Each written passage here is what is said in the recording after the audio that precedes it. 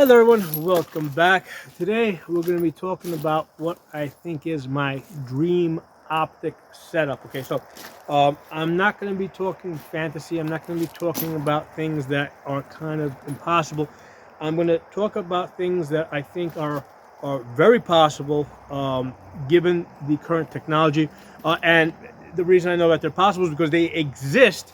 But the problem is I can't get everything I want in one optic setup. Okay, so usually when we talk about optics, people are either talking about some type of a red dot setup or some type of LPBO. Okay, so the problem that I have with these tube optics, okay, and I don't care whether this one is this one's a primary arms PLX 128. This is a $1,500 scope here, right? $1,500, Japanese glass, top of the line, right?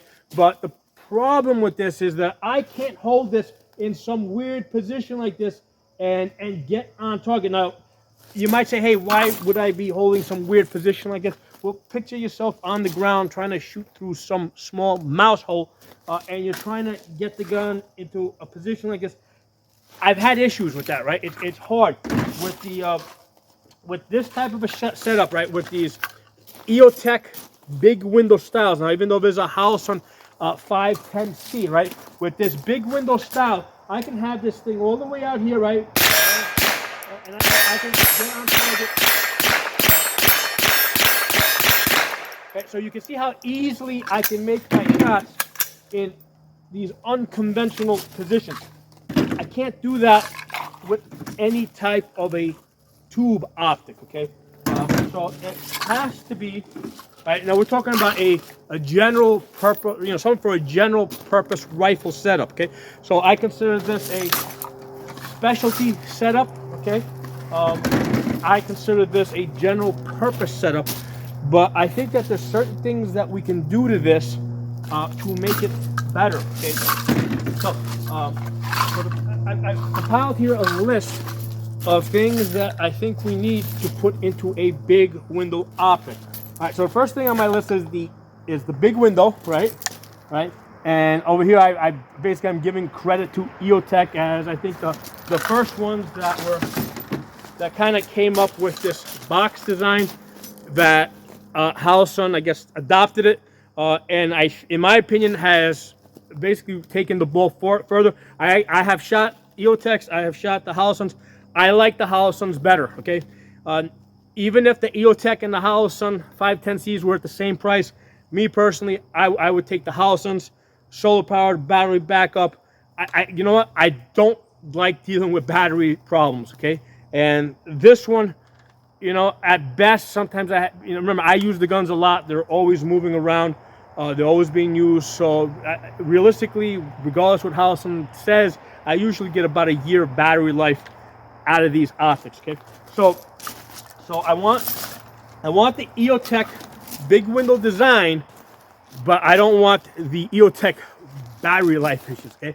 So as far as the design, this is the design I want to go for, okay?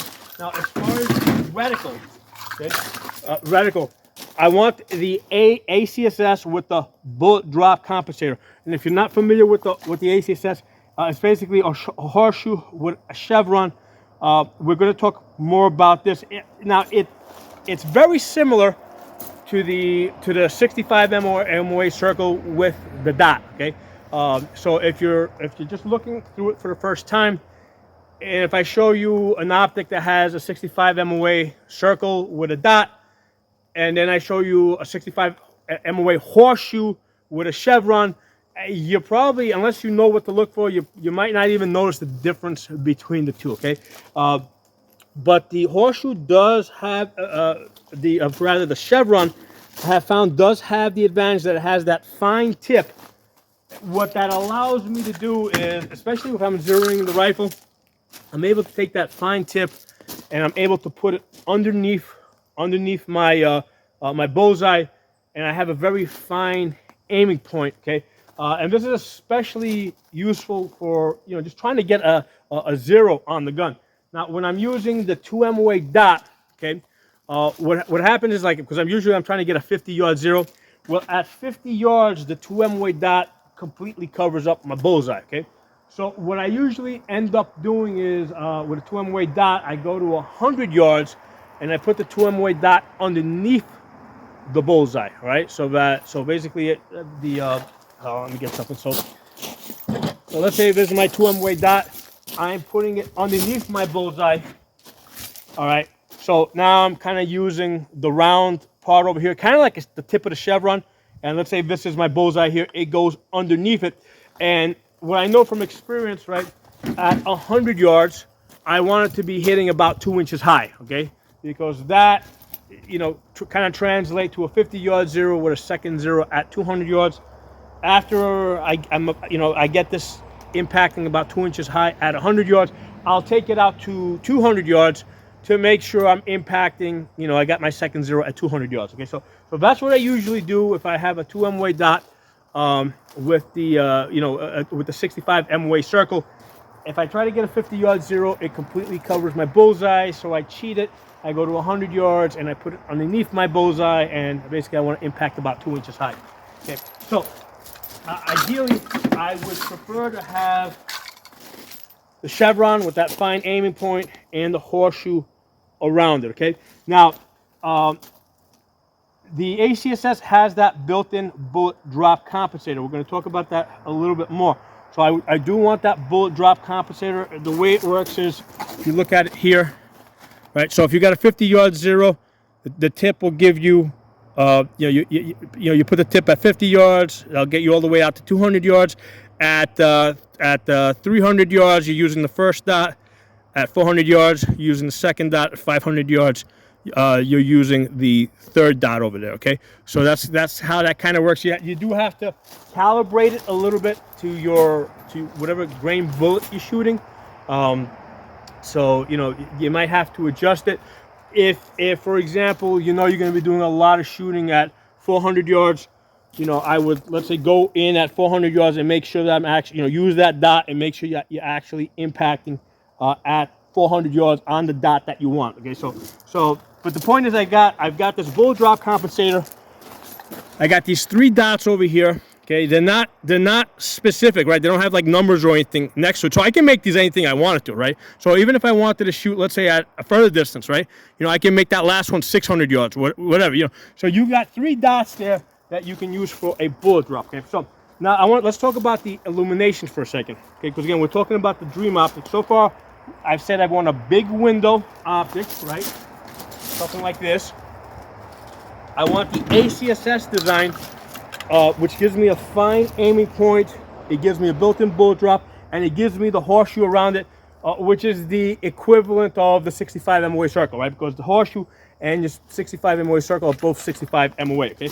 So I've got that. Now, the nice thing about that is I can also use the 65 MOA circle to range estimate, right? Just by itself, because at 200 yards, the foot of a man's going to go at the tip. His head's going to go over there. That's at 200 yards. At 300 yards, he's going to come up about 3/4 of the way. At 400 yards, he's going to come up about half of the way.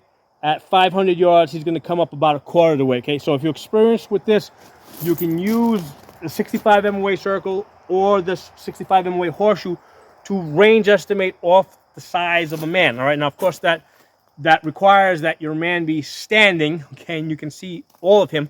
But this is a really quick, easy way to range estimate. Okay, so you need that 65 MOA circle. So what I want to talk now about is let's talk about illumination. Okay, for illumination, I would prefer the fiber optic. Okay, so here we're going to go to the Acog.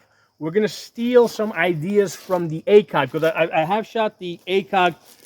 The Acog, basically it is a 3X tube shape. Okay, so you're still going to have issues where if your eye relief is not right, if your head's not in the right position, you're not going to see perfectly through that tube. So I want to get rid of the problem that I have with the Acog, which is those eye relief issues and eye box issues. And the fact that I'm only shooting, like the Acog typically comes in 3X. Well, at some distances, like at close distance, right? At 10 yards, at 20 yards, I don't want magnification. Now, yes, you can get used to it, but there's always going to be a 1 second delay. Okay, so I have found when working with a 3x magnification in CQB distance, when you come up, it takes about 1 second for your brain and eyes to kind of sort things out. After 1 second, sure, no problem, you'll be able to hit your target, right? Even in in CQB distance. But there is a 1 second delay for your brain and eyes to adjust. One of the things that you can do is you can use your left eye, if you're shooting righty, use your left eye to focus on the target, use your right eye to focus on the reticle. Your brain combines the two images, and that works great. But again, there's still a 1 second delay, okay? So I want to get rid of that problem. I want to get rid of the tube shape of the Acog, but I want to keep the fiber optic, okay? Now, one of the problems with the fiber optic is that it can sometimes be too bright, okay? It can be too bright. So what I would like is, I would like some type of a sliding cover. So for example, if the, on a design, on some type of design like this, right, where the fiber optic is exposed, right, it's absorbing sunlight, I would like just a simple mechanical sliding cover that you can slide up and down to either cover it completely or expose it halfway or all the way or whatever. But that would take care of the over brightness problem. And this is not like some major technology that you need. All you need is a sliding cover to cover up that fiber optic. A lot of people use electric tape to cover it up, but I don't know why Acog never thought of just having some type of a sliding cover so people can slide back and forth to cover up the fiber optic to whatever degree they need to see what, to get the right amount of brightness for whatever they're doing. Okay, so probably in outdoors, daylight, you probably want the full fiber optic exposed, so that you get that burst that you can get on target. But if you're shooting at distance, right, I would rather just use the etched reticle, right? So the Acog does have an etched reticle. Okay, so what I would do is if I was shooting at distance, I would slide it up. I would slide up this cover to completely cover the etched reticle, so that to completely cover the fiber optic, so that I am only using the etched reticle. So on the ACSS design that we're talking about here, right, the only parts that I would want the fiber optic illuminating is the horseshoe and the chevron. Okay, not the bullet drop, not all the other stuff here, just the horseshoe and the chevron. Okay, I want those things, basically getting powered off of the fiber optic. And if I decide that, hey, I don't need that brightness, I want to be able to just slide the cover and get rid of that fiber optic lighting, and basically all I want to see at that point is the etched reticle. And I don't think that this is like too much that I'm asking for, right? This is simple technology, just a sliding cover to cut off the, feeding that light source, okay?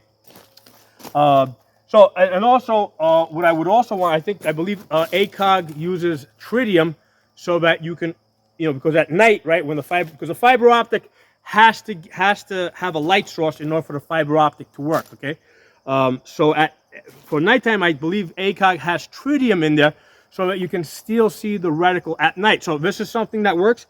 Great, throw it in there. Put the tritium in there. So now you don't need to see the horseshoe at night, but you want to see the chevron. Okay, so you would want the chevron, right? Just the chevron right there.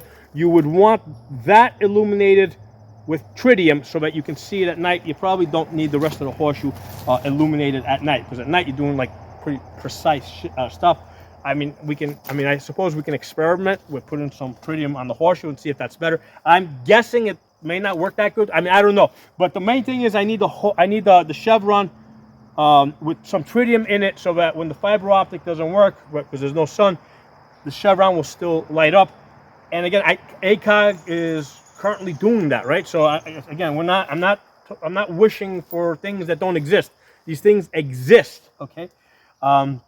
So let's talk about wind holes, okay? So on wind holes, what I want is basically, I got my 3 dots here for my bullet drops, right? And again, these 3 dots can be whatever you want it. If you've got this on an AK, they're going to mean different things. If you got this on AR, they're going to mean different things. So you've got 3 dots here that are basically just holding points that you're going to figure out for whatever you zeroed your rifle in, at whatever, at different distances, what they do for you. So it's going to be specific to you and how you zero in and what type of bullets you're using, etc. So this is very flexible. But what I also want in here are wind holes, right? So that would be these little dots off to the side over here, okay? So basically that I've kind of borrowed from the ACSS Aurora, okay? So you can look that up if you want to see what that looks like. The ACSS Aurora, basically it's the chevron with the horseshoe, the 3 dot, the bullet drop underneath it, and then it's got these wind holes off to the sides for like 5, 10, 5, 15, at least 5 and 10. If there's room there, they can also put 10, 15 and 20, but at least the 5 and 10, right? You want to have those wind holes built into your reticle. And again, all that stuff would be etched. You don't need that stuff lighting up, because first of all, when you let's say this is running off the fiber optic, when you light it up, you lose, for example, the fine aiming point. You lose, all these things get blown up basically. You get like a little bit of a starburst, so you lose the fine aiming points of these like wind holes over here. So you want to have, definitely don't need the bullet drop, right? These 3 dots for the bullet drop and the wind holes. You definitely don't need those lighting up, and you want to have the ability to just slide your cover up your fiber optic, right? So that you can even get rid of the illumination on the chevron tip, so you just have a fine aiming point for shooting at distance if that's what you're doing. And that's going to be especially important if you put a magnifier behind this, okay? Because again, you don't need that. You want the magnifier magnifying the fine aiming points. Now, without the magnifier, we're going to talk about the magnifier down there. Without the magnifier, these 3 dots here and these wind hole dots here, you're not even going to be able to see them, right? So you need the magnifier to be able to see those details because they're tiny. Without the magnifier, all you will see here is the horseshoe and the chevron, okay? You need the magnifier to be able to see those details there. That's how this system, this ACSS system is designed, okay? So we want to have the wind holes in there etched. We don't need them illuminated, because if you're shooting at whatever, like 300 yards, 400 yards, 500 yards, and you don't need illumination, because you need fine aiming points, okay? So we want that etched. We don't want that illuminated, okay? So those are the wind holes. The ACSS Aurora, that's what we're going to steal and kind of throw into this thing, okay? So now let's talk about the magnifier, okay? So magnifier, you can go with 6x or 3x, right? And I got both. This one over here is the 6x, right? 6x magnifier. Over here, I got a 3x. This is the Holosun 3x. This one's $200. This is the Vortex 6x. This was $400 when I bought it. So I do think that the $400 is a little bit extreme. I would like Holosun maybe to make us a 6x, $200 magnifier, right? Maybe $250. But here's what I want. Aside from the magnifier being either a 3x or 6x, and it has to be the way Holosun does this, it has to be basically slides off to the side. Actually, this is one second. I know that's the Holosun. You want it to be able to slide off to the side. You want it to be reversible for a lefty or righty. Okay. There's risers that are built into this. You can see them more clearly here. There are risers in here. So because with some scopes they're like 2.5 inches over the bore, or in other scopes they're 2.75. So you need the risers built into this. It has to be a quick attach, right? A quick attach system. The reason is because one of the great things about the magnifier, right, is that at night, okay, I don't need this extra weight on the rifle, okay? So at night, I want to remove this and get this off the gun and make a lighter gun. And also, if there's a 6x, if I decide I only want a 3x, I can throw 3x on here, okay? So it has to have that quick attach so I can take it off. That's one of the problems with the LPVO is the weight. There's 1.5 pounds on top of this rifle. There's a very big difference in weight between this gun and this gun, okay? So even though this is a $1,500 scope, Japanese glass, all that good stuff, it's too heavy for a general purpose rifle. That's why this is a special purpose rifle. So let's talk a little bit more about the magnifier. What I want in the magnifier, okay, because I want more than just magnification, right? Because a lot of times people, they get these LPVOs and all they're looking for is like a bullet drop and a magnification. And if that's all you want, you can get that in red dots, right? You can get like a Holosun 503G, which has the ACSS bullet drop, and you can put a magnifier behind that. And you're getting those two things without the extra £1.5. So the great things about the LPVO, right, is that it allows you to range estimate. Okay, so I want a system here that also allows me to range estimate, and from that we're going to steal from the Pegasus, right? So there's a magnifier out there called the Pegasus, which I believe was also made by the same ACSS company. I forgot what the name of the ACSS, because a lot of people associate ACSS with primary arms. No, actually, there's a different company. I think it's like Logitech or something like that. I forget the exact name. It's Dimitri's company. And they designed a magnifier which has auto ranging built into it, okay? So let's talk about the auto ranging for a second. Okay, hold on. I'm going to pause you guys for a second and bring out a paper that shows some information. Okay, so what we were talking about before,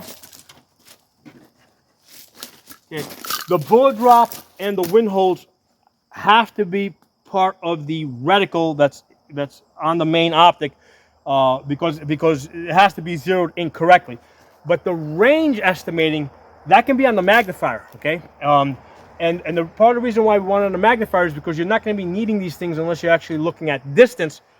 And we want to put it on the magnifier part because if we're doing like CQB work, we don't need all that extra information in there. We only want that information when we're looking at distance. And that's one of the great things about the first focal plane scope, right? The first focal plane scope gives you a different amount of information if you're in 1 power versus a different amount of information if you're in maximum power, okay? So when you're in 1 power, basically normally you see something like a big duplex that's quick and easy to get on target. And then when you zoom in, right, and you go up towards maximum magnification, you start focusing in on the center. That's when you start seeing like more of your bullet drop, your range estimating, the wind holes. You only see that as you zoom in, but it doesn't confuse you, right, when you're in CQB distance in 1x. So that's one of the benefits of the LPVO first focal plane that I want to bring over to this dream optic setup that I'm talking about. Okay? So I want it on the magnifier because this is not dependent on the zero. And what I want to do is if I'm not using it, I want to be able to flip it over to the side or completely remove it from the rifle. So let me show you guys really quick what I want to see in the magnifier, right? So in the magnifier, what I want to see is the auto ranging, right? So if you look at these lines here on the side, right? For example, if you line up your man over here and his feet are here and his head is there, well, he's at 400 yards. If his feet are there and his head's there, he's at 300 yards. If his feet are there and his head's there, he's at 500 yards. Now, if you can only see him from the waist up, like his belt is here, okay, and his head is there, he's at 350, right? Or if his belt is here and his head's there, he's at 500. So you want this auto ranging here, right? This auto ranging for quickly being able to figure out what distance a man is. Now, the other thing that I want in here is I want some type of mill lines, right? So here I got 15 mils going up, I've got 10 mils going across, so I can auto range other things besides a man, right? There's a lot of things that are standard out there, right? For example, all doors are about 80 inches tall, right? All cars are about 15 feet long, 6 feet wide. All tractor trailers are like 75 feet long, 13 and a half feet tall, okay? Most commercial airplanes, right? They're about 220 feet long. The vertical stabilizer is about 55 feet tall. So these are like standard things that you want to memorize, right? That you're likely to see out there in the world. And it doesn't matter where in the world you are. The vertical fin on an airplane, if you know that they're 55 feet tall, you can range estimate, okay? So I want that in the magnifier, right, on this part over here, okay, because I only need to see that type of detail, right? I only need to see the range estimating detail if I'm if I'm looking at things in the distance, right? So the optic that is already incorporating this is the Pegasus. The Pegasus, right? They give you the auto ranging and they give you the mill lines. Now, the one that's out there, Pegasus, just look up Pegasus magnifier. It's kind of like the first generation. I'm thinking that if they're going to improve it, right? Because I definitely see a little bit of room for improvement there. I know, I think you have to buy the quick attach separate. So I'm thinking that second generation is going to get better, but it's already out there, right? The idea is already out there. So this is the combination of things that I would like to see that currently exist. Okay, I'm not dreaming up of things here that don't exist. These things, I'll take this off. I don't need this. I'm not shooting anymore. All these things that I'm talking about here, they currently exist.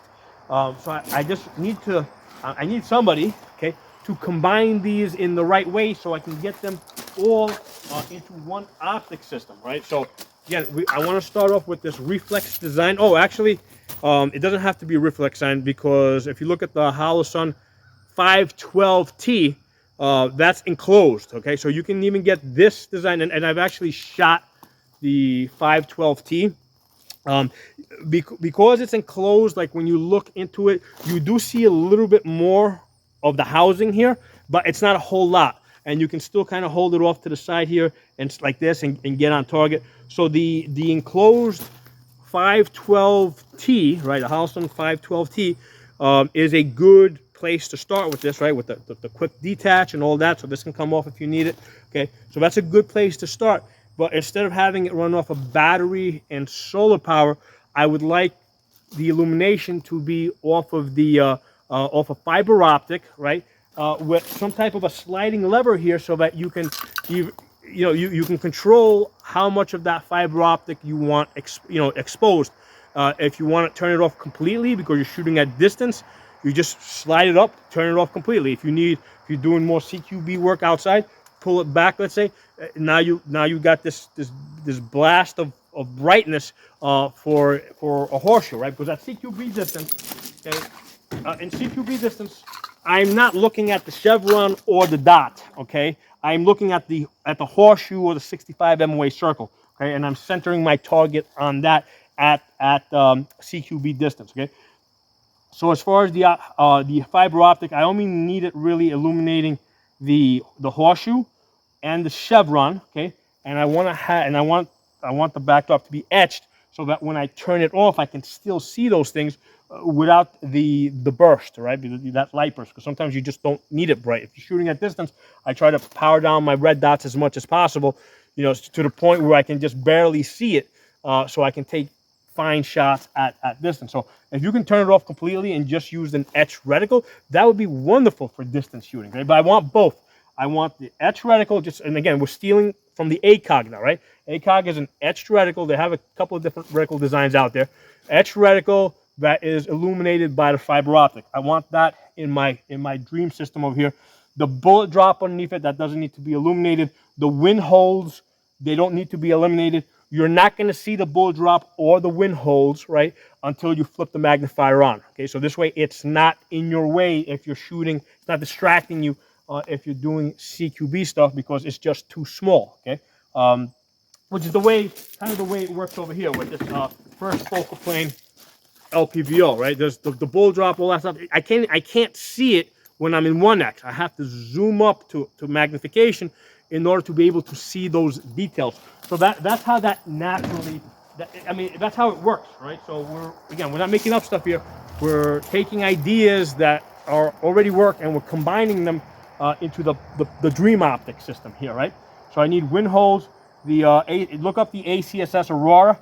That'll give you a good idea of kind of where I'm trying to go with this. You can also look up the 503G, Holosun 503G. You can see how the three dots over there work. This idea is kind of like a combination of these two. And then for the magnifier, we want the auto ranging and mill lines built into the magnifier, right? So if I'm not shooting at distance, I can just flip it off and I don't see that information. But if I'm shooting at distance, I can flip it on and I can see that information. And the place to go look at this to get an idea of what I'm talking about is the Pegasus, right?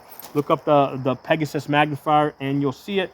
And I would like it available in both 3x and 6x. And my feeling is, since this technology, all this technology right now is like already many years old, we should be able to get, okay, this Optic, you know, coming in at somewhere around $300, right? Like this Holosun 510C, right? In fact, I think that it should probably maybe even be cheaper, right? Because it's not using the electronics, it's using fiber optics, you know, it's not using all the solar powered stuff. So it's actually a simpler design, okay? But I think it would need to be enclosed because of the fiber optic, and in order for it to work, it has to be enclosed. So the Holosun 510, the Holosun 512T is kind of the body that I'm envisioning, right? With the Acog fiber optic system built in there, right? With the ACSS reticle design, and then with the Pegasus style magnifier behind it with some improvements, which I think there's room for. So let me know what you guys think of my dream optic system here. So I'll give you guys a quick look of, this is what we call a complex reticle. Actually, let me pause this. I'm going to show you a different one as well. Okay, so what I'm going to show you now is the reticle that is in this scope, right? In this $1,500 Japanese glass, you know, primary arms PLX scope. Okay, so because it's a first focal plane, when you're in one power, you see this. So basically, you see a duplex reticle. These lines over here guide you to the center, and all you see is the horseshoe, right? You're not going to see the little chevron in the middle or all the fine details. Okay, now when you zoom up, right? When you zoom in, these things disappear out of your view, and then you see this, and now you're able to see the fine lines of the auto ranging, right? Your bullet drop over here, right? And the nice thing about this bullet drop over here, these lines over here, they match up to the width of a man's shoulders at different distances. So this is also you know, something interesting that might also be incorporated. Okay. So these lines here match up to the width of a man's shoulders. But now the problem with this is now we're kind of getting locked into a bullet specific bullet drop compensator, right? So with the dot design that I mentioned earlier, it's, you know, you can use it for an AK, you can use it for an AR, you can use it for anything, and you just got to figure out what it's going to be at different distances. Okay, but this might be something that's possible to incorporate. Over here to the side, you see that it's got those wind holes, you got the auto ranging off on the side, and then you've got mill lines, right, for you know, so for, let's say, ranging out like tractor trailers, doorways, and other things of different. So the point I'm trying to bring out here is that in you want to see something different in 1x versus when you're magnified, and that's what I want with the magnifier and the red dot. Okay, what I'm going to do is I'm going to put a link below in the comment section and in the description to a video series, to basically an LPVO and in general optic and red dot video series. I mean, there might be some like 30 videos in there by now that shows you the different things that I do with these scopes, how I range estimate, how I use the bullet drops, how I do auto ranging, because there's lots of things that you can do with these scopes that people aren't aware of. Okay, and that's one of the things I want to make people aware of.